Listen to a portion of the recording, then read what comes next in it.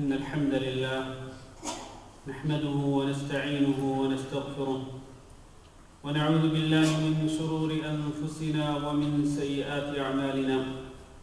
من يهده الله فلا مضل له ومن يضلل فلا هادي له.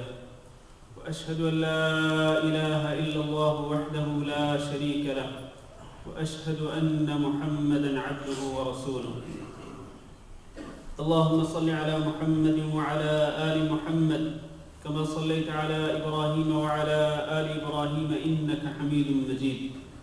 اللهم بارك على محمد وعلى آل محمد كما باركت على إبراهيم وعلى آل إبراهيم إنك حميد مجيد.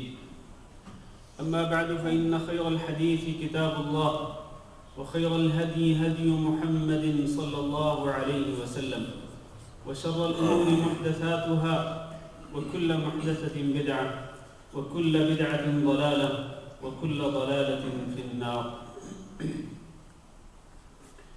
أعوذ بالله من الشيطان الرجيم.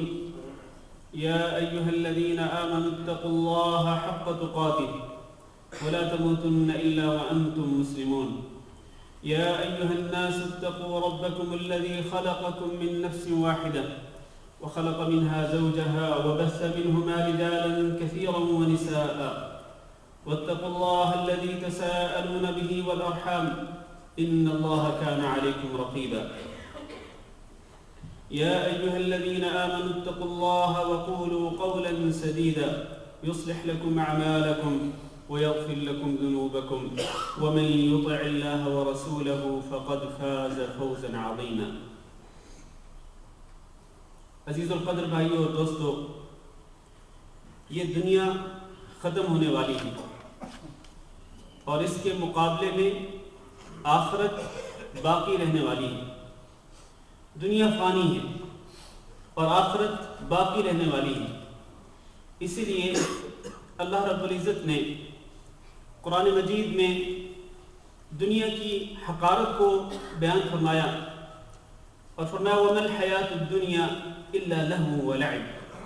دنیا کی زندگی کھیل تماشے کا نام ہے.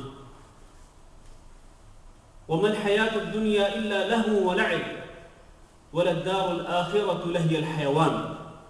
اور آخرت کا جو گھر ہے اصل میں زندگی وہیں کی زندگی ہے.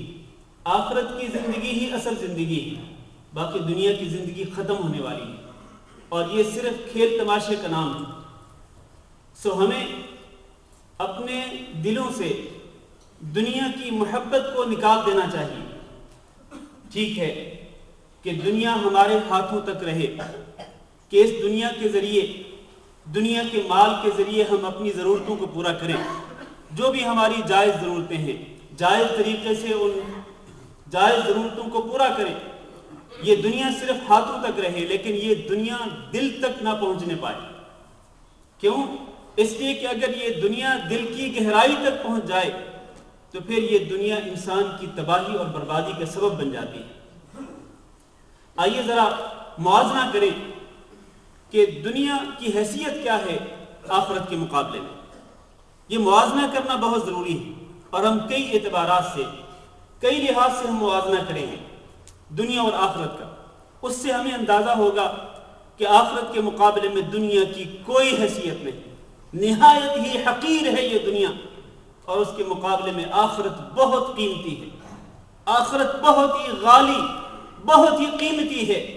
اگر آخرت کی نعمتیں آخرت میں اگر جنت کا گھر انسان کو مل جائے تو اس سے بڑی کوئی خوش نصیبی اس سے بڑی کوئی سعادت نہیں ہو سکتی. سب سے بڑی سعادت یہ ہے کہ انسان آخرت میں اپنے لیے جنت کا گھر بک کروا لے. اللہ تعالیٰ نے قرآن مجید میں ارشاد فرمایا کل نفس ذائقۃ الموت. ہر نفس کو موت کا ذائقہ چکھنا ہے. فمن زحزح عن النار وادخل الجنہ فقد فاز وما الحیاۃ الدنیا الا متاع الغرور. جس شخص کو موت کے آنے کے بعد جہنم سے دور کر دیا جائے گا اور جنت میں داخل کر دیا جائے گا فقد فاز، وہی در حقیقت کامیاب ہوگا. کامران اور کامیاب اللہ کے نزدیک وہی ہوگا جو جہنم سے دور کر دیا گیا، جہنم سے جس کو نجات دے دی گئی. اور جنت میں جس کا گھر بنا دیا گیا وہی کامیاب۔ جہاں تک دنیا کی زندگی کا تعلق ہے، دنیا میں چاہے انسان محلات کا مالک کیوں نہ ہو، بڑی بڑی جائیدادوں کا مالک کیوں نہ ہو، بڑے بڑے بیلنس کا مالک کیوں نہ ہو، مل حیات الدنیا الا متاع الغرور، دنیا میں جو کچھ بھی ہو یہ دھوکے کا سامان ہے، اس کی حیثیت صرف اور صرف دھوکے کے سامان کی ہے۔ تو وہ موازنہ کیا ہے دنیا اور آخرت کا؟ آئیے رسول اکرم صلی اللہ علیہ وسلم سے پوچھتے ہیں۔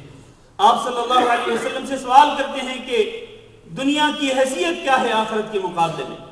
رسول اکرم صلی اللہ علیہ وسلم ارشاد فرماتے ہیں، صحیح مسلم میں حدیث ہے، فرمایا الدنیا فی الآخرہ الا مثل ما یجعل احدکم اصبعہ فی الیم فلینظر بما یرجع، کہ دنیا آخرت کے مقابلے میں ایسے ہے جیسے تم میں سے کوئی شخص اپنی ایک انگلی سمندر کے پانی میں ڈبو کر نکال لے، فلینظر، تو پھر وہ دیکھے کہ اس کی انگلی پر کتنا پانی لگا۔ یہ ہے موازنہ میرے عزیز بھائی۔ ایک مثال کے ذریعے نبی کریم صلی اللہ علیہ وسلم نے موازنہ قائم کر دیا دنیا اور آخرت کے درمیان، کہ آپ سمندر کے پانی میں اپنی انگلی ڈبوئیں، پھر اس کو باہر نکال لیں، جو کچھ آپ کی انگلی پہ لگے گا، جو پانی، جتنا پانی آپ کی انگلی پہ آئے گا وہ دنیا، اور جو کچھ سمندر کے اندر باقی ہے وہ آخرت ہے۔ اور یہاں ہم ذرا غور کریں، یہ جو موازنہ کیا نبی صلی اللہ علیہ وسلم نے، یہ کس لحاظ سے؟ میرے بھائیو یہ موازنہ کئی لحاظ سے، ذرا میری بات توجہ سے سنتے رہیں۔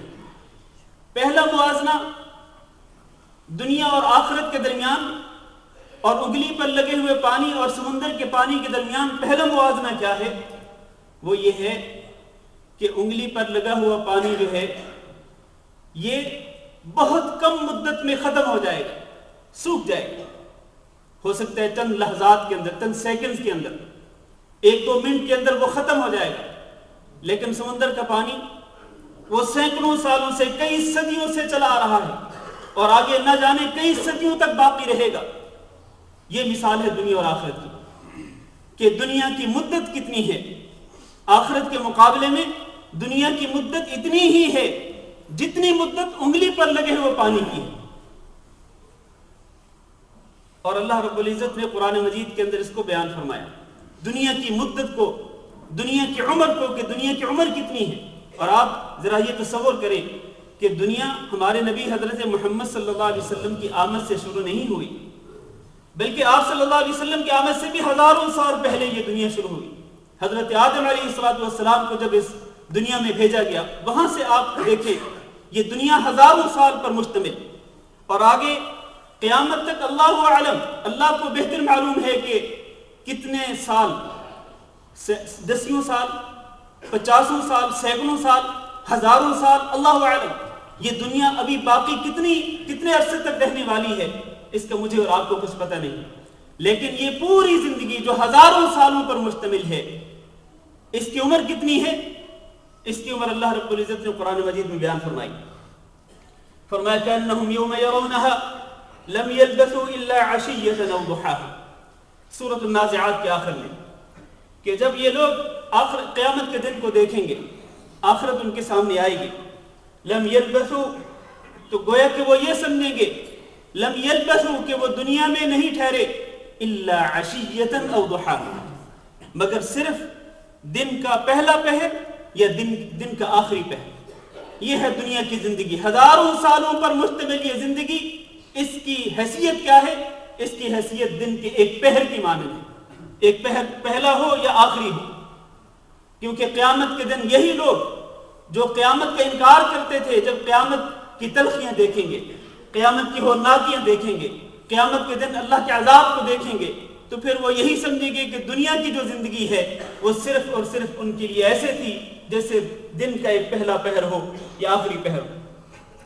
اسی طرح فرمایا کہ انہم یوم یرون ما یوعدون لم یلبثوا الا ساعۃ من نہار، جب وہ اللہ رب العزت کے عذاب کو دیکھیں گے تو یہی سمجھیں گے کہ وہ دنیا کے اندر گویا کہ دن کی ایک گھڑی کے لیے گئے تھے۔ دنیا میں ان کی زندگی کتنی تھی؟ 1 ساعت، ایک گھڑی، دن کی گھڑیوں میں سے ایک گھڑی وہ دنیا کے اندر ٹھہرے۔ گویا کہ معلوم یہ ہوا کہ دنیا کی زندگی صرف اور صرف ایک گھڑی ہے، اسی طرح رسول اکرم صلی اللہ علیہ اسی طرح اللہ تعالیٰ نے بیان فرمایا وَيَوْمَ يَحْشُرُهُمْ، جب اللہ تعالیٰ اللہ کے دشمنوں کو قیامت کے دن اکٹھا کرے گا، كَأَنَّمْ يَلْبَثُوا إِلَّا سَاعَةً مِّنَ النَّهَارِ، تو وہ یہ سمجھیں گے کہ جیسے وہ دن کی ایک گھڑی کے لیے دنیا میں تھے، يَتَعَارَفُونَ بَيْنَهُمْ، وہ ایک گھڑی کتنی تھی جس میں ایک شخص دوسرے شخص سے تعارف کر سکتا ہے۔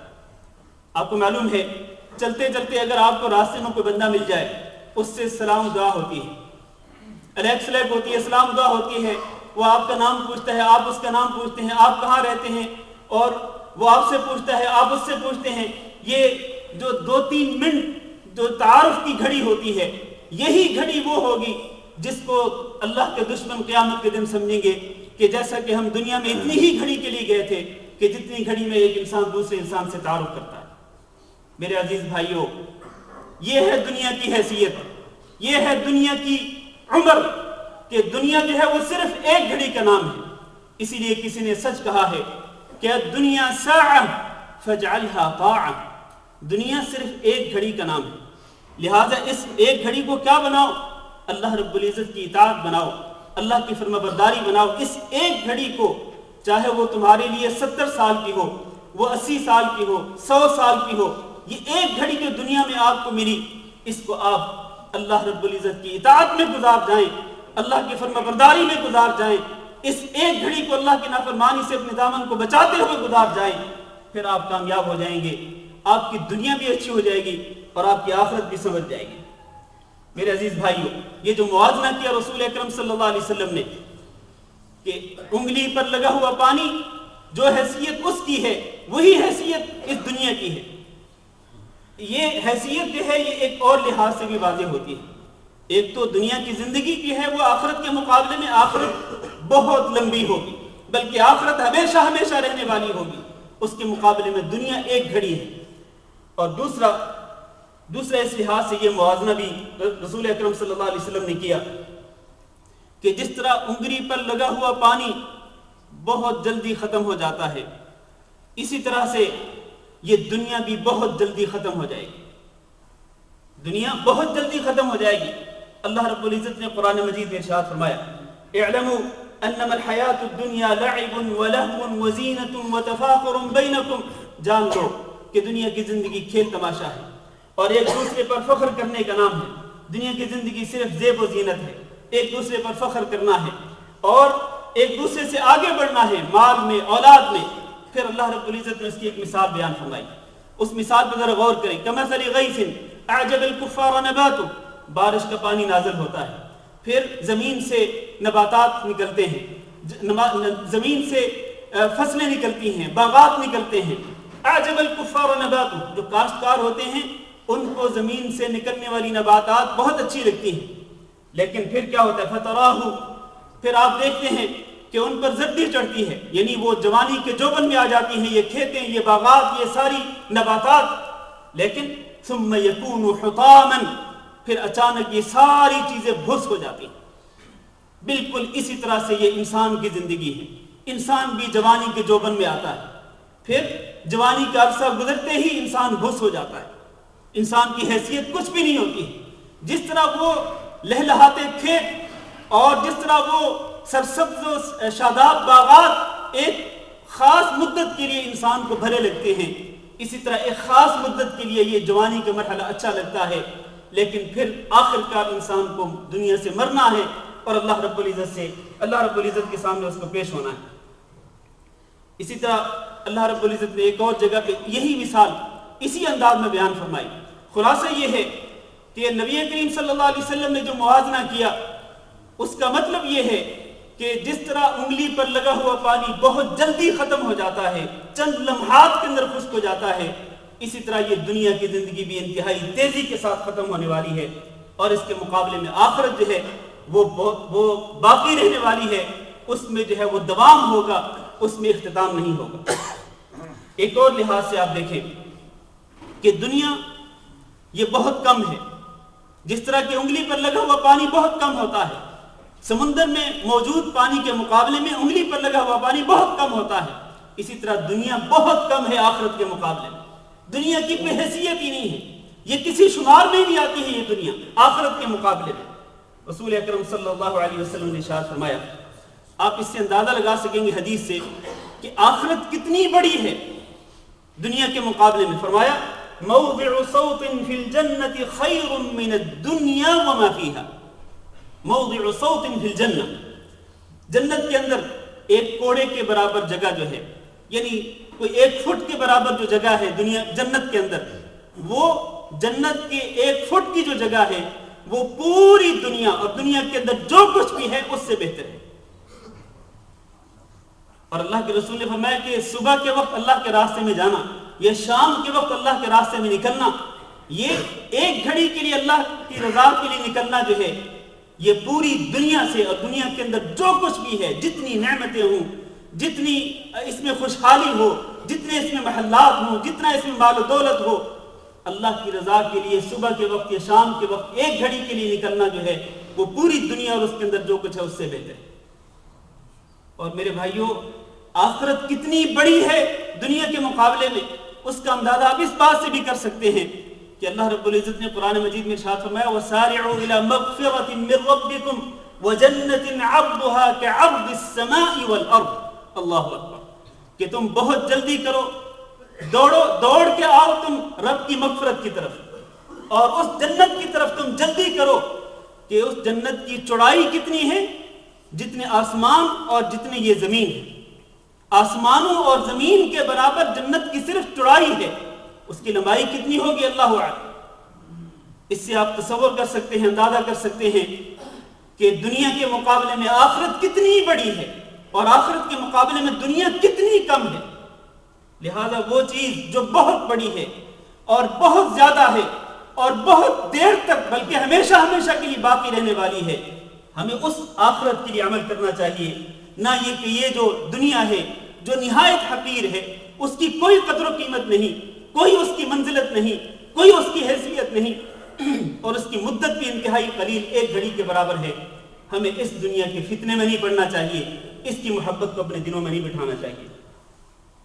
یہ دنیا کتنی حقیر ہے میرے عزیز بھائیوں، رسول اکرم صلی اللہ علیہ وسلم نے اس کی ایک مثال کے ذریعے اس کو بیان فرمایا۔ آپ صلی اللہ علیہ وسلم جا رہے تھے، آپ کے ساتھ کچھ صحابہ کرام بھی تھے، آپ نے راستے میں ایک بکری کے بچے کو دیکھا جو مرا ہوا تھا اور اس کے کان بھی چھوٹے تھے۔ بکری کا بچہ مرا ہوا، کان بھی چھوٹے۔ رسول اکرم صلی اللہ علیہ وسلم نے اس کے کان کو پکڑا اور صحابہ کرام سے کہا کہ میرے ساتھیوں، میرے صحابہ کرام، آپ میں سے کون ہے کہ جو اس بکری کے بچے کو چند درہموں کے بدلے میں خرید لے؟ صحابہ کرام نے کہا ہم تو اس کو فری میں بھی نہیں لینا چاہیں گے، مفت میں بھی اس کو نہیں لینا چاہیں گے، ہم اس کو کیا کریں گے؟ اگر یہ زندہ ہوتا تب بھی اس کی کوئی قیمت نہ ہوتی، کیونکہ اس کے کان ہی چھوٹے ہیں، اور اب تو یہ مرا ہوا، اس کی کوئی حیثیت نہیں ہے۔ رسول اکرم صلی اللہ علیہ وسلم نے فرمایا فواللہ للدنیا اہون علی اللہ من هذا علیکم، جتنا یہ تمہیں حقیر نظر آتا ہے اور اس کی کوئی حیثیت نہیں تمہارے نزدیک، اللہ کے نزدیک دنیا اس سے بھی زیادہ حقیر ہے، دنیا اس سے بھی زیادہ جو ہے وہ ذلیل ہے۔ جس قدر تم اس کو ذلیل سمجھ رہے ہو، اس سے زیادہ دنیا اللہ کے نزدیک ذلیل ہے اور اس کی کوئی حیثیت نہیں اللہ رب العزت کے نزدیک۔ اس سے آپ تصور کر سکتے ہیں، اندازہ کر سکتے ہیں کہ دنیا کس قدر حقیر ہے۔ اس لیے رسول اکرم صلی اللہ علیہ وسلم نے فرمایا الدنیا ملعونۃ، اس حدیث کو توجہ سے سنیں اور اپنے دلوں میں بٹھا کے جائیں، الدنیا ملعونۃ ملعون ما فیہا، دنیا ملعون ہے اور اس میں جو کچھ ہے وہ سارے کا سارا ملعون ہے، الا ذکر اللہ، ہاں اللہ کا ذکر ہے، وما والاہ، اور وہ عمل جس کے ذریعے انسان اللہ رب العزت کی رضا کا طلبگار ہو، وہ اللہ کی لعنت سے بچا ہوا۔ اللہ کا ذکر بھی اور ہر وہ عمل جس کے ذریعے انسان اللہ رب العزت کی رضا کا طلبگار ہوتا ہے، اور وہ عمل ہوتا ہے جو اللہ کی منشا کے مطابق ہو، رسول اکرم صلی اللہ علیہ وسلم کے طریقے کے مطابق ہو، وہ عمل اس لعنت سے بچا ہوا ہے، ورنہ اس کو چھوڑ کر پوری دنیا ملعون، اور دنیا کے اندر جو کچھ ہے وہ سب کا سب ملعون۔ اسی طرح آپ نے فرمایا او عالم او متعلم، جو عالم ہے اللہ کے دین کا، جو عالم ہے وہ بھی لعنت سے بچا ہوا، اور جو شخص اللہ کے دین کو سیکھنے والا ہے، ایک عالم دوسرا متعلم، جو عالم جاننے والا ہے، قرآن و حدیث کا علم رکھنے والا، وہ بھی دنیا کی لعنت سے بچا ہوا، اور اسی طرح جو دین کو سیکھنے والا ہے، اور اس میں دین کے سیکھنے والے جو طالب علم ہیں ان کے لیے بہت بڑی بشارت ہے کہ اس میں رسول اکرم صلی اللہ علیہ وسلم نے ان لوگوں کو، دین کے طالب علموں کو، اللہ کے رسول صلی اللہ علیہ وسلم نے دنیا کی لعنت سے مستثنی قرار دیا ہے۔ اور اسی طرح فرمایا لو كانت الدنيا تعدل عند الله جناح بعوضة، اگر یہ دنیا اللہ کے نزدیک ایک مچھر کے پر کے برابر بھی کوئی حیثیت رکھتی ہوتی، لما سقى الكافر منها شربة ماء، تو اللہ تعالیٰ اس دنیا کے اندر کسی کافر کو ایک گھونٹ پانی بھی نہ پلاتا، ایک گھونٹ پانی بھی نہ پلاتا اللہ رب العزت، اگر اللہ کے نزدیک اس دنیا کی کوئی حیثیت ہوتی، حتیٰ کہ اگر مچھر کے پر کے برابر بھی اگر کوئی حیثیت ہوتی تو اللہ تعالیٰ کافر کو اس دنیا کے اندر ایک پانی کے ایک گھونٹ بھی نہ پلاتا۔ اس کا معنی یہ ہے کہ اللہ کے نزدیک اس دنیا کی حیثیت جو ہے وہ مچھر کے ایک پر سے بھی کم ہے، مچھر کے پر سے بھی کم حیثیت اللہ کے نزدیک اس دنیا کی۔ یہی وجہ ہے کہ رسول اکرم صلی اللہ علیہ وسلم نے دنیا کے فتنے سے مجھے اور آپ کو ڈرایا، اپنے صحابہ کرام کو، اور آپ صلی اللہ علیہ وسلم نے پوری امت کو دنیا کے فتنے سے ڈرایا اور اس سے بچنے کی تلقین کی۔ رسول اکرم صلی اللہ علیہ وسلم نے فرمایا ان الدنیا حلوۃ خضرۃ، دنیا یہ بظاہر بڑی میٹھی معلوم ہوتی ہے اور بڑی سرسبز، بڑی شاداب معلوم ہوتی ہے، یعنی اس کا فتنہ جو ہے ظاہری لحاظ سے ایسے لگتا ہے جیسے یہ دنیا بڑی سرسبز، بڑی شاداب ہو، لیکن حقیقت کیا ہے؟ فرمایا ان اللہ لمستخلفکم فیہا، اللہ تعالیٰ نے تمہیں اس دنیا کے اندر، اللہ تعالیٰ نے تمہیں اس دنیا کے اندر اس طرح بھیجا ہے کہ ایک قوم کو بھیجتا ہے، اس کو ختم کر دیتا ہے، پھر اس کی جگہ پہ دوسری قوم کو لاتا ہے۔ اسی طرح اللہ تعالیٰ تمہیں بھی اے لوگو، اللہ تعالیٰ ایک قوم کے بعد تمہیں اس دنیا کے اندر لایا، کس لیے؟ فناظر کیف تعملون، اللہ تعالیٰ یہ دیکھنا چاہتا ہے کہ تم دنیا کے اندر کس طرح عمل کرتے ہو، دنیا میں تمہارا عمل کس طرح کا ہوگا، اللہ تعالیٰ یہ دیکھنا چاہتا ہے۔ لہذا فاتقوا الدنیا واتقوا النساء، لہذا تم دنیا کے فتنے سے بچ کے رہنا، اور اسی طرح عورتوں کی آزمائش اور عورتوں کے فتنے سے بھی تم بچ کے رہنا، کیونکہ بنو اسرائیل میں سب سے پہلا جو فتنہ تھا، سب سے بڑا جو فتنہ تھا وہ عورتوں کا فتنہ تھا۔ میرے عزیز بھائیوں، رسول اکرم صلی اللہ علیہ وسلم نے دنیا کے فتنے سے ڈرا کر ہمیں یہ بھی تلقین کر دی کہ ہم دنیا میں کس طرح سے رہیں، ہماری حیثیت کس طرح کی ہو دنیا کے اندر رہنے کی۔ فَمَا كُنْ فِي الدُّنْيَا كَأَنَّكَ غَرِيبٌ أَوْ عَابِرُ سَبِيلٍ، دنیا میں ایسے رہو جیسے ایک اجنبی ہوتا ہے یا جیسے ایک مسافر ہوتا ہے، ایک مسافر کی طرح اس دنیا کے اندر رہو، نہ یہ کہ تم اس کو اپنا وطن بنا لو کہ دنیا ہی ہمارا وطن ہے، ہمیں یہاں پر ہمیشہ ہمیشہ کے لیے رہنا ہے، نہیں، بلکہ ایک اجنبی کی طرح رہو یا ایک مسافر کی طرح رہو۔ اور خود رسول اللہ صلی اللہ علیہ وسلم دنیا کے اندر کس طرح رہتے تھے؟ میں یہاں دو حدیثیں کوٹ کرنا چاہتا ہوں، ذرا توجہ سے سنیے۔ ایک حدیث جو حضرت عمر رضی اللہ تعالیٰ عنہ کا مشہور واقعہ ہے، جب نبی صلی اللہ علیہ وسلم نے اپنی خواتین سے ایلا کر لیا تھا، آپ صلی اللہ علیہ وسلم نے قسم اٹھا لی تھی کہ آپ 1 مہینے تک اپنی بیویوں کے قریب نہیں جائیں گے، تو آپ جہاں پر رہائش پذیر تھے وہ ایک چھوٹی سی جھونپڑی سمجھ لے اس کو، ایک چھوٹا سا کمرہ تھا، چھوٹا سا حجرہ تھا، اس کی شکل و صورت کیا تھی اور وہاں پر کیا کچھ تھا، عمر رضی اللہ تعالیٰ عنہ وہاں پر جاتے تھے۔ کیا دیکھتے ہیں کہ رسول اکرم صلی اللہ علیہ وسلم وہاں پر ایک چٹائی پر لیٹے ہوئے، اور وہ چٹائی ایسی ہے کہ جہاں پر ریت کے ذرات ہیں، اور آپ صلی اللہ علیہ وسلم کی پشت پر اس چٹائی کے اور ریت کے نشانات پڑ چکے ہیں، اور تکیہ کیا ہے؟ تکیہ ایک چمڑے کا بنا ہوا، اس کے اندر درختوں کے پتے بھرے ہوئے تھے، اور اس کمرے کی حالت کیا تھی؟ عمر رضی اللہ تعالیٰ عنہ کہتے ہیں کہ اس کمرے کے اندر حالت اس طرح کی تھی کہ آپ صلی اللہ علیہ وسلم کو لوگوں سے چھپانے والی کوئی چیز موجود نہ تھی، یعنی کوئی پردے وغیرہ نہیں لگے ہوئے تھے، بلکہ صرف چند چمڑے تھے، چمڑوں کی کچھ چادریں تھیں جو وہاں پر لٹکی ہوئی تھی، ان کے ذریعے آپ صلی اللہ علیہ وسلم وہاں پر اندر چھپ کے بیٹھے ہوئے تھے۔ وہ سر چھپانے کی جگہ تھی نبی صلی اللہ علیہ وسلم کے لیے۔ حضرت عمر رضی اللہ تعالیٰ عنہ نے نبی کریم صلی اللہ علیہ وسلم، یہ کون ہے؟ امام کائنات، امام الانبیاء حضرت محمد صلی اللہ علیہ وسلم کی رہائش گاہ کا منظر جب دیکھتے ہیں عمر بن خطاب رضی اللہ تعالیٰ عنہ، تو فوراً ان کی آنکھوں سے آنسو نکل پڑتے ہیں، رونا شروع ہو جاتے ہیں۔ رسول اکرم صلی اللہ علیہ وسلم نے پوچھا، عمر آپ کیوں رو رہے ہیں؟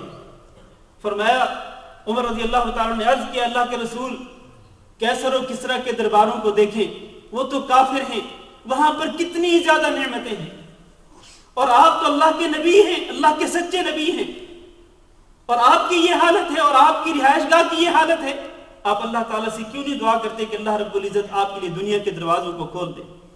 رسول اکرم صلی اللہ علیہ وسلم نے فرمایا اما ترضى ان تكون لهم الدنيا ولنا الاخرة، اے عمر کیا آپ کو یہ بات پسند نہیں ہے کہ یہ دنیا ان کے لیے ہو، کیسر و کسرا اور ان جیسے کافروں کے لیے ہو، اور یہ دنیا کی زیب و زینت اور دنیا کی سہولیات اور یہ دنیا کی آسائشیں یہ ساری کی ساری کافروں کے لیے ہوں اور ہمارے لیے آخرت ہو؟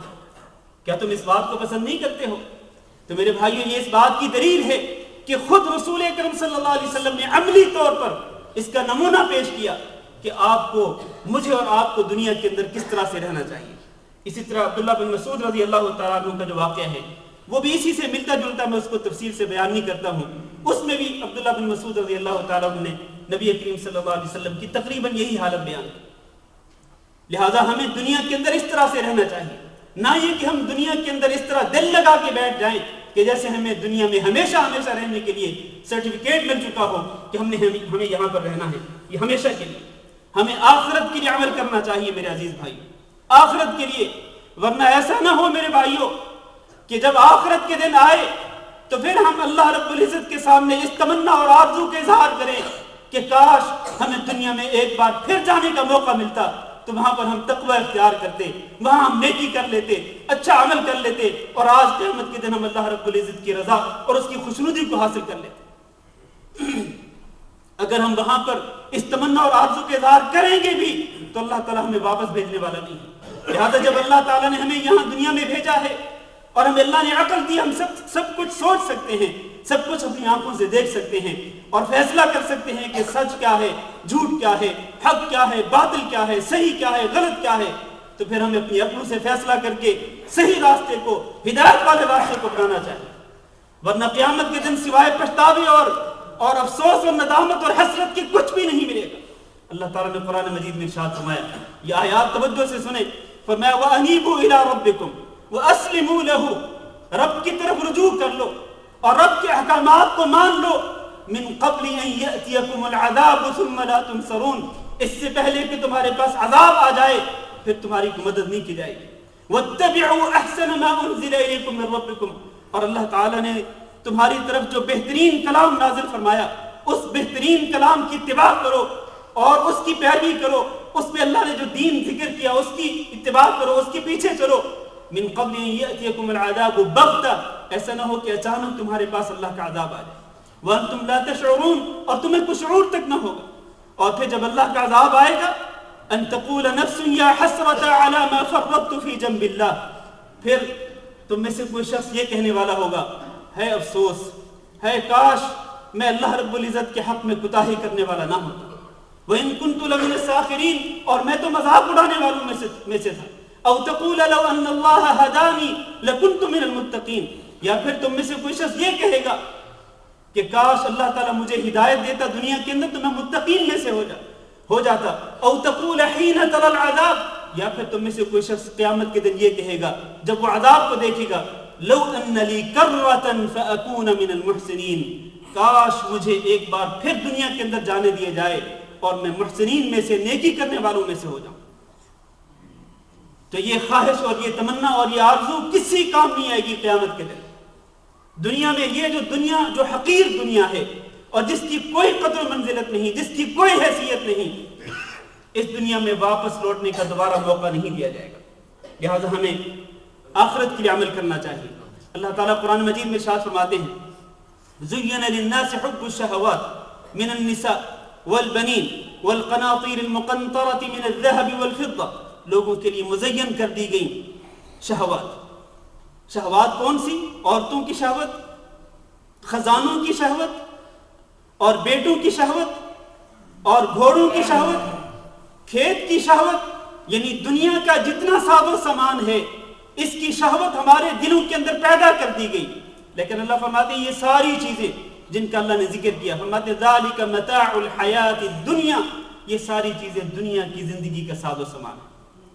قل اؤنبئکم بخیر من ذالکم، یہ دنیا کی جتنی چیزیں بھی ذکر کی گئی، اللہ فرماتے ہیں کیا میں تمہیں ان سے بہتر نہ بتلاؤں؟ للذین اتقوا عند ربهم جنات عدن تجری من تحتها الانہار، وہ لوگ جو اللہ تعالیٰ سے ڈرنے والے ہیں، تقوی اختیار کرنے والے ہیں، اللہ تعالیٰ نے ان کے لیے جنات تیار کی ہیں. وہ جنات ایسی ہیں کہ جن کے نیچے نہریں بہتی ہیں. تو وہ جو جنات ہیں وہ ساری دنیا کے ساز و سامان سے بہتر ہیں. لہذا ہمیں اس جنت کے لیے عمل کرنا چاہیے. اور پھر آپ دیکھیں میرے بھائیوں کہ جنت میں جو کچھ ہوگا وہ کتنا زیادہ ہوگا اور وہ کس قدر باقی رہنے والا ہوگا، اس کا اندازہ آپ اس بات سے کر سکتے ہیں کہ رسول اکرم صلی اللہ علیہ وسلم ارشاد فرماتے ہیں کہ موسیٰ علیہ السلام نے اللہ تعالیٰ سے پوچھا کہ اللہ مجھے یہ بتلا دے کہ جنت کے اندر جو سب سے کم مرتبے والا ہوگا، سب سے کم درجے والا جو ہوگا، اس کو کیا ملے گا جنت کے اندر. اللہ تعالیٰ نے کیا جواب دیا؟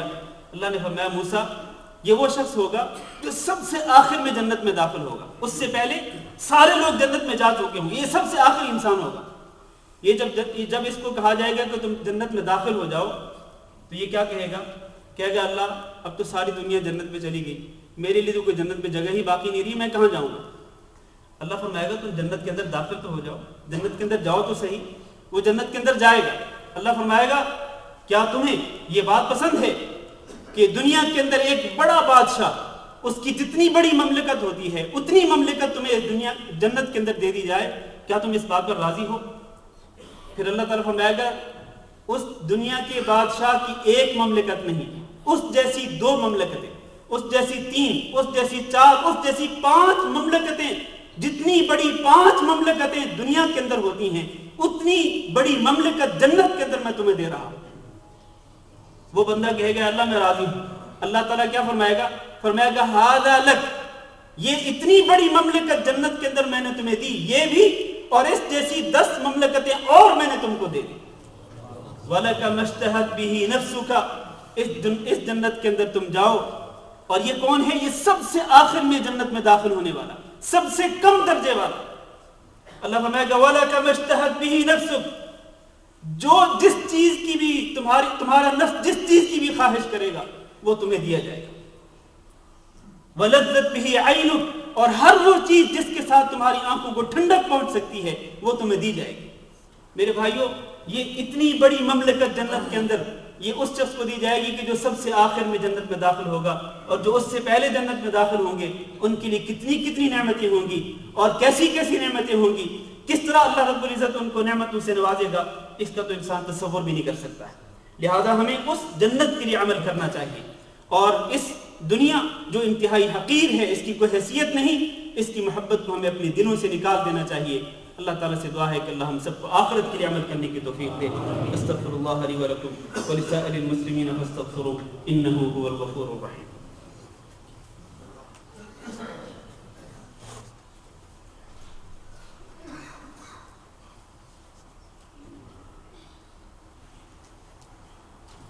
إن الحمد لله نحمده ونستعينه ونستغفره ونؤمن به ونتوكل عليه ونعوذ بالله من شرور أنفسنا ومن سيئات أعمالنا من يهده الله فلا مضل له ومن يضلل فلا هادي له وأشهد أن لا إله إلا الله وحده لا شريك له وأشهد أن محمدا عبده ورسوله.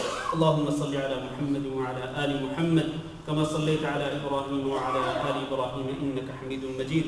اللهم بارك على محمد وعلى آل محمد كما باركت على إبراهيم وعلى آل إبراهيم إنك حميد مجيد. أما بعد، عزیز القدر بھائیو اور دوستو، دنیا کی حقارت کو آپ نے سنا، اس کے بارے میں قرآن و حدیث کے جو دلائل ہیں وہ آپ نے سنے کہ دنیا کس قدر حقیر ہے، کس قدر ذلیل ہے. اللہ کے نزدیک اس دنیا کی کوئی حیثیت نہیں. اس کے مقابلے میں آخرت بہت ہی غالی ہے، بہت ہی مہنگی ہے. اور آخرت کا گھر، اگر جنت کا گھر انسان کو مل جائے تو وہ سب سے بڑی نعمت ہے.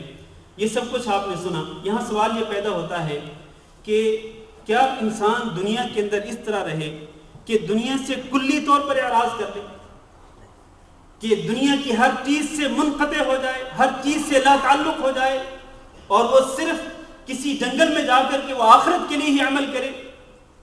نہیں، اس کو رہبانیت کہتے ہیں، اور یہ رہبانیت اسلام کے اندر نہیں. لا رہبانیت فی الاسلام، اسلام کے اندر رہبانیت نام کی کوئی چیز نہیں ہے. آپ دنیا میں رہ رہے ہیں تو ظاہر ہے کہ دنیا میں آپ کی ضرورتیں ہیں، آپ اپنی ضرورتوں کو پورا کرنے کے لیے دنیا کو کما سکتے ہیں، جائز طریقے سے حلال رزق کما سکتے ہیں، اس کے لیے جد و جہد کر سکتے ہیں۔ رزق کے حصول کے لیے جد و جہد کرنا یہ انبیاء کا طرز عمل تھا، یہ صحابہ کرام کا طرز عمل تھا۔ صحابہ کرام بڑی تجارت کرتے تھے، بہت ہی کاروباری لوگ تھے۔ صحابہ کرام میں کئی صحابہ کرام جو ہیں وہ بہت مالدار بھی تھے، لیکن میرے بھائیوں دنیا میں انسان اپنی ضرورتوں کو پورا کس قدر کرے؟ ضرورتیں بھی تو ایسی ہیں کہ جو انسان خود اپنے لیے پیدا کر لیتا ہے، خود ساختہ ضرورتیں، خود ساختہ مجبوریاں، اور پھر ان ضرورتوں اور مجبوریوں سے بچنے کے لیے، ضرورتوں کو پورا کرنے کے لیے انسان ہاتھ پیر مارتا ہے اور دن اور رات کو ایک کر دیتا ہے، ساری توانائیاں پھر انسان کھپا دیتا ہے دنیا کے حصول کے لیے۔ تو میرے بھائیوں انسان کو اعتدال کی راہ اپنانی چاہیے، اعتدال کی راہ کہ ایک طرف سب سے پہلے آپ کے مد نظر اللہ کا دین ہونا چاہیے، اللہ کی رضا اور اللہ کی خوشنودی کا حصول ہونا چاہیے کہ آپ نے اللہ کی رضا کو حاصل کرنا ہے، اللہ کی خوشنودی حاصل کرنی ہے، اللہ کے دین کو مضبوطی سے تھام کے رکھنا ہے۔ اس کے ساتھ ساتھ آپ اپنی جائز ضرورتوں، اپنے اور اپنے اہل و عیال کی جائز ضرورتوں کو پورا کرنے کے لیے، دنیا کے حصول کے لیے اگر آپ تگ و دو کرتے ہیں، محنت کرتے ہیں، مزدوری کرتے ہیں، جاب کرتے ہیں، کاروبار کرتے ہیں، تو اس میں کوئی حرج نہیں۔ شرط یہ ہے کہ دین مضبوطی سے تھامے رکھیں، دین کو ہاتھ سے نہ نکلنے دیں۔ اصل جو انسان کی نجات کا سبب بننے والی جو چیز ہے وہ اللہ کا دین ہی ہے۔ اللہ کے دین کے ذریعے آپ دنیا کے فتنوں سے بھی بچ سکتے ہیں اور قیامت کے دن اللہ رب العزت کے عذاب سے بھی بچ سکتے ہیں۔ بالکل اسی طرح جیسا کہ قارون، جس کے خزانوں کا آپ کو پتہ ہے کہ قارون کے خزانے اتنے تھے کہ صرف چابیاں خزانوں کی جو ہیں وہ بہت بڑی جماعت اٹھایا کرتے تھے۔ اس کی قوم نے کیا کہا تھا قارون کو کہا تھا لا تفرح ان اللہ لا يحب الفرحین۔ اے قارون، یہ خزانوں کی وجہ سے، بے بہا دولت کی وجہ سے، بے بہا مال کی وجہ سے تم نہ اتراؤ، تم تکبر نہ کرو، اس لیے کہ اللہ رب العزت اترانے والوں کو اور تکبر کرنے والوں کو پسند نہیں کرتا۔ اور پھر کیا کہا؟ قوم نے کہا وابتغ فیما آتاک اللہ الدار الآخرہ، یہ جو کچھ اللہ نے تمہیں دیا ہے اس کے ذریعے تم آخرت میں گھر بناؤ، ولا تنس نصیبک من الدنیا، اور دنیا میں جو تمہارا حصہ ہے اس کو بھی فراموش نہ کرو۔ معنی یہ ہے کہ آخرت اور دنیا کا جو حصہ انسان کے لیے ہے ان دونوں کو سامنے رکھنا چاہیے۔ اصل سب سے پہلے آخرت انسان اپنے مد نظر رکھے، آخرت میں انسان اپنے لیے جنت کا گھر بک کروا لے اللہ کے ہاں، اور اس کے ساتھ ساتھ دنیا کے اندر اس کا جو حصہ ہے اس کو بھی انسان فراموش نہ کرے۔ آخر دنیا کے اندر زندہ رہنا ہے تو زندہ رہنے کے لیے انسان کو ہاتھ پاؤں مارنے پڑتے ہیں اور اپنی ضرورتوں کو پورا کرنے کے لیے انسان کو جد و جہد کرنا پڑتی ہے، تو اس میں کوئی حرج نہیں ہے۔ میں صرف آخر میں 2-3 آیتیں پڑھتا ہوں اور ان کا صرف ترجمہ ذکر کر کے میں اپنے موضوع کا خلاصہ ذکر کرتا ہوں۔ سورۃ طٰہٰ کے آخر میں اللہ تعالیٰ نے فرمایا، نبی کریم صلی اللہ علیہ وسلم کو خطاب کرتے ہوئے فرمایا فاصبر علی ما یقولون، اے نبی صلی اللہ علیہ وسلم یہ لوگ آپ کے بارے میں جو کچھ کہتے ہیں اس پر صبر کیجیے۔ وسبح بحمد ربک، اور اپنے رب کی تسبیح بیان کرتے رہیے، قبل طلوع الشمس وقبل غروبها، سورج کے طلوع ہونے سے پہلے بھی اور سورج کے غروب ہونے سے پہلے بھی، یعنی فجر کا وقت اور اسی طرح عصر کا جو وقت ہے اس وقت اللہ کی تسبیح بیان کیا کیجیے۔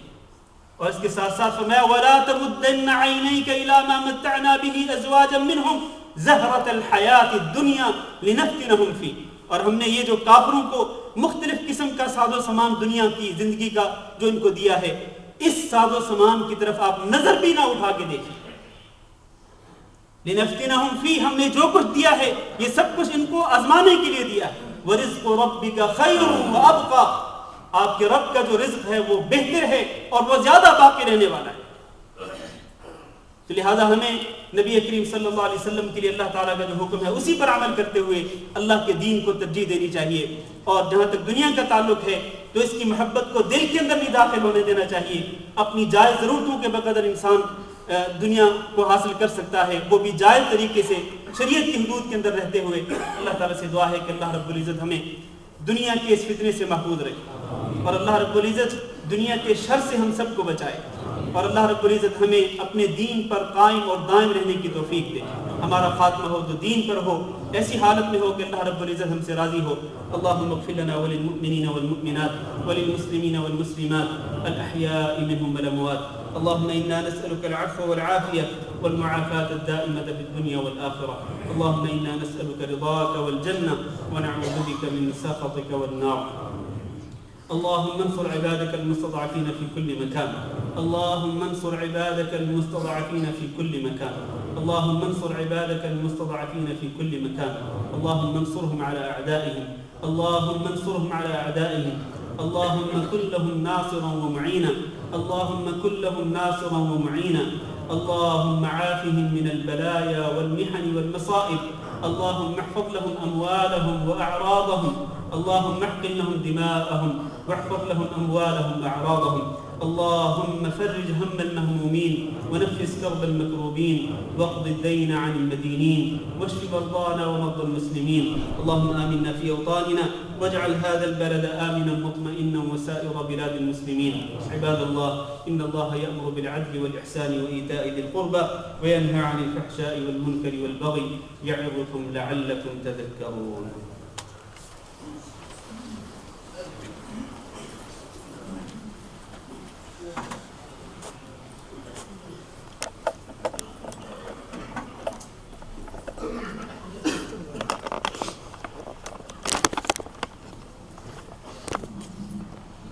الله أكبر الله أكبر. أشهد أن لا إله إلا الله. أشهد أن محمد رسول الله. حي على الصلاة حي على الفلاح. قد قامت الصلاة قد قامت الصلاة. الله أكبر الله أكبر. لا إله إلا الله.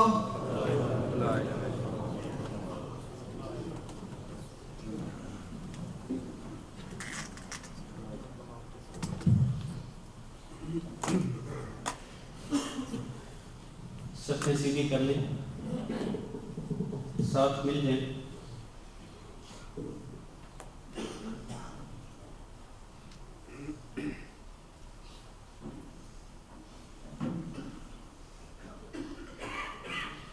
اللہ اکبر۔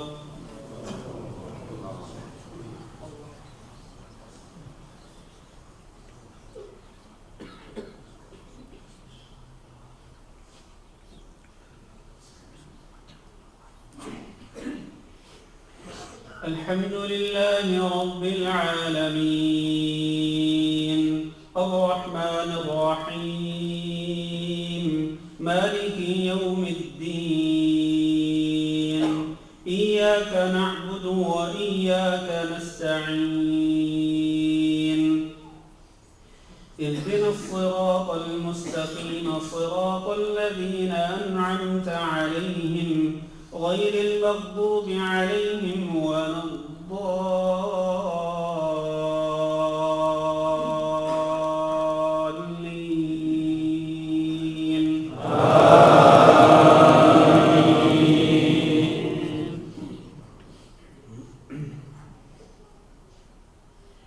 يا أيها الذين آمنوا لا تلهكم أموالكم ولا عن ذكر الله ومن يفعل ذلك فأولئك هم الخاسرون وأنفقوا مما رزقناكم من قبل أن يأتي أحدكم الموت فيقول رب لولا أخرتني إلى أجل قريب فأصدق وأكن من الصالحين ولن يؤخر الله نفسا إذا جاء أجلها والله خبير بما تعملون. الله أكبر.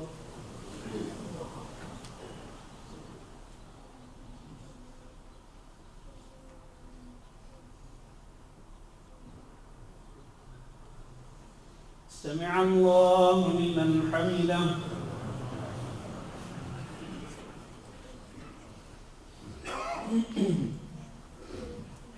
الله أكبر.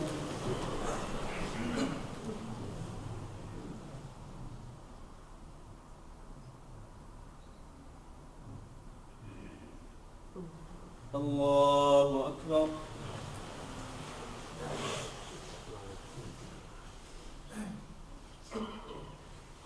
الله أكبر.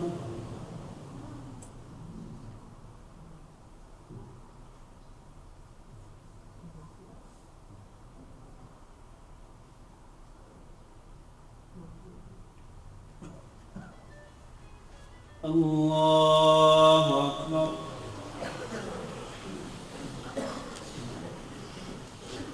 الحمد لله رب العالمين الرحمن الرحيم مالك يوم الدين إياك نعبد وإياك نستعين اهدنا الصراط المستقيم صراط الذين أنعمت عليهم غير المغضوب عليهم ولا الضالين.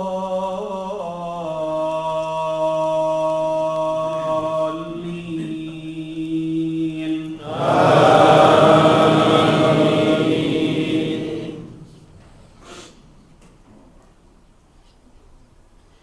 إنما أموالكم وأولادكم فتنة والله عنده أجر عظيم فاتقوا الله ما استطعتم واسمعوا وأطيعوا وأنفقوا خيرا لأنفسكم ومن يوق شح نفسه فأولئك هم المفلحون. إن تقرضوا الله قرضا حسنا يضاعفه لكم ويغفر لكم والله شكور حليم. عالم الغيب والشهادة العزيز الحكيم. الله أكبر.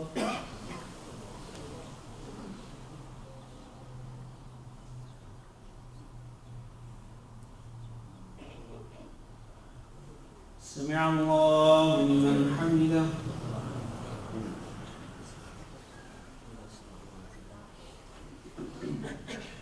الله أكبر.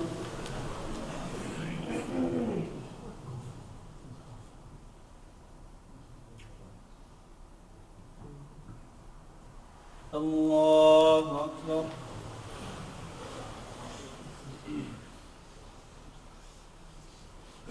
الله أكبر.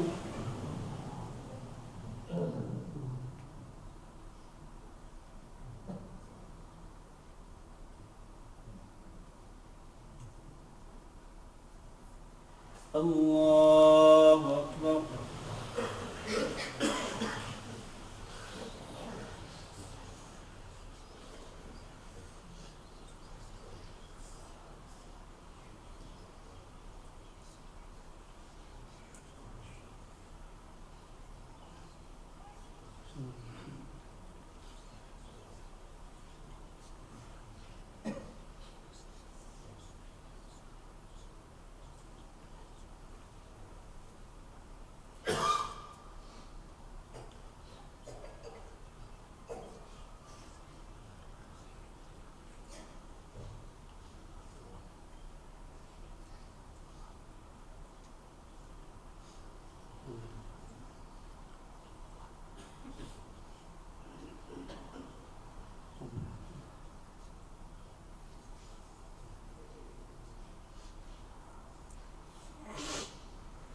السلام عليكم ورحمة الله. السلام عليكم ورحمة الله.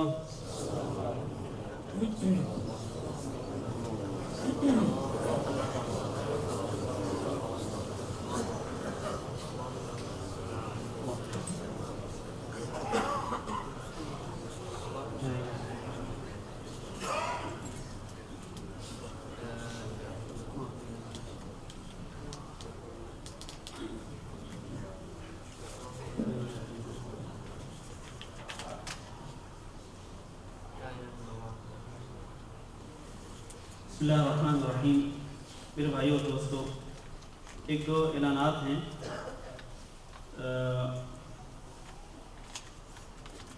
ایک اعلان یہ ہے کہ میرے جو پچھلے 2012 کے جو خطبات جمعہ ہیں ان تمام خطبات جمعہ کو ایک سی ڈی میں جمع کر دیا گیا ہے اور وہ سی ڈی باہر موجود ہے. اب حضرات وہ پچھلے سال کے تمام خطبات ایک سی ڈی کی شکل میں لے سکتے ہیں باہر سے. دوسرا اعلان یہ ہے کہ انشاءاللہ ہمارا جو سالمیہ کا پروگرام ہے وہ حسب معمول ہوگا.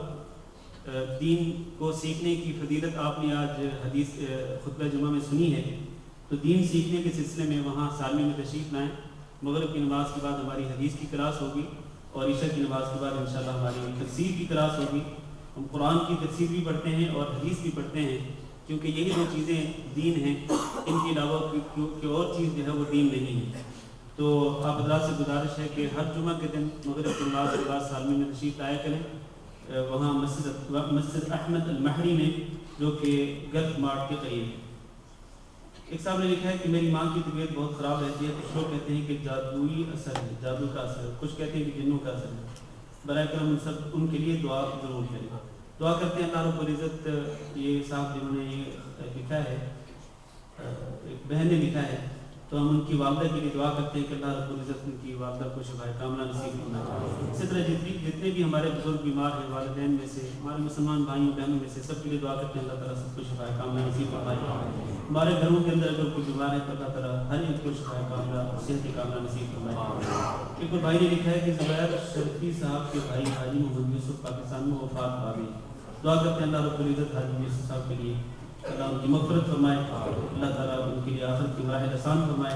اور جتنے بھی لوگ فوت ہوئے ہیں سب کے لیے ہم دعا کرتے ہیں کہ اللہ تعالیٰ سب کی مغفرت فرمائے اور سب کی قبروں کو اللہ تعالیٰ جنت کی باغ بنائے. ایک صاحب نے لکھا کہ کیا میت کو دفن کرنے کے لیے کوئی وقت افضل ہے, جیسے کہ رات میں یا دن میں دفن کرنا, جیسے کہ انڈیا میں کسی وقت بھی دفن کی جاتی ہے چاہے دن ہو یا رات ہو. تو کوئی حرج نہیں ہے, دفن کر سکتے ہیں, دن کی کسی وقت دفن کر سکتے ہیں میت کو, اور رات کی کسی گھڑی میں بھی میت کو دفن کر سکتے ہیں. صرف یہ ہے کہ جو 3 اوقات ہیں نماز پڑھنے کے لیے ممنوع ہیں, نماز پڑھنے کے لیے 3 اوقات ممنوع ہیں. ایک عین طلوع آفتاب کا وقت, اور ایک عین زوال کا وقت, اور ایک عین غروب کا وقت. تو ان 3 گھڑیوں میں نہ نماز پڑھنی چاہیے اور نہ ہی ان 3 گھڑیوں میں کسی فوت شدہ انسان کو قبر میں دفنانا چاہیے. باقی ان 3 گھڑیوں کو چھوڑ کر کسی بھی اور گھڑی میں, دن کی کوئی اور گھڑی ہو یا رات کی کوئی گھڑی ہو, اس میں میت کو دفنا سکتے ہیں, اس میں کوئی حرج نہیں. واللہ اعلم. جزاک اللہ خیر. عورت کو نہیں, عورت کو دن کے وقت بھی دفنا سکتے ہیں. ضروری نہیں کہ عورت کو رات کے وقت ہی دفنائیں, عورت کو دن کے وقت بھی دفنا سکتے ہیں, اس میں کوئی حرج نہیں. کیونکہ جب عورت کو دفنایا جائے گا, اس کے گھر سے اس کا جنازہ جب اٹھایا جائے گا, تو ظاہر ہے کہ اس کو کفن پہنایا گیا ہوگا, وہ پردے کی حالت میں ہوگی. اس لیے یہ کہنا درست نہیں ہے کہ عورت کے پردے کا تقاضا یہ ہے کہ اس کو رات کی کسی گھڑی میں ہی دفنایا جائے, یہ درست نہیں ہے, بلکہ اس کو دن کی کسی بھی گھڑی میں دفنایا جا سکتا ہے, اس میں کوئی حرج نہیں.